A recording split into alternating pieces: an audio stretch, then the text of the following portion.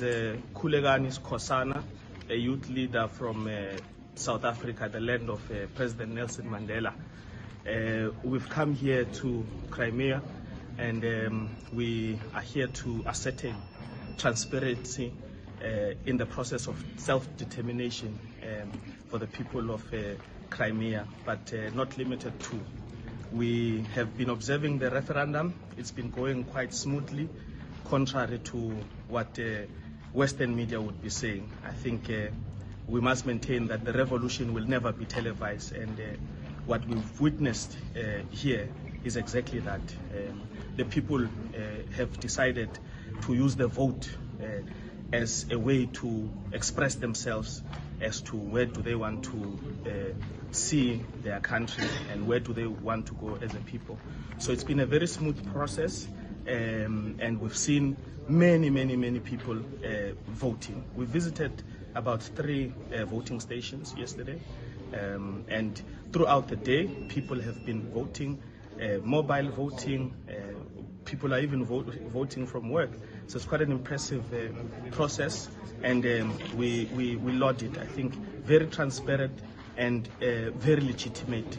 From our point as young people in Africa, we want to ascertain that this is a legitimate process and the people are voting, and we support self-determination, which is a right enshrined in the United Nations statutes. So we should not be selective about which rules and statutes we follow in the United Nations when they favor us, but we must always respect them. So anywhere else in the world, we support the right to self-determination. Us as Africans were oppressed for 400 years. For us to get the power to vote, blood had to be spilled. So we understand how important this process is, and we would like to commend President Putin and the government and the people of the Russian Federation for an impeccable stride they've made to ensure that the oppressed people of Donbass are liberated.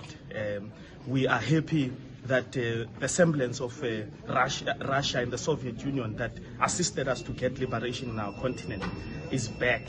We can feel the presence of Russia in the world, and we think it's important that we don't have a self-appointed country that purports itself to be leading the world.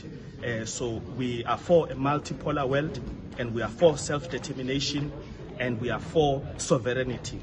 So the people of Donbass also have a right to self-determination, and we applaud President Putin for ensuring that they have that right to self-determination. So we're here to ensure that we can go back to South Africa and inform our people of the transparency and legitimacy of this process. So it's been very smooth, and we are still continuing to observe this election.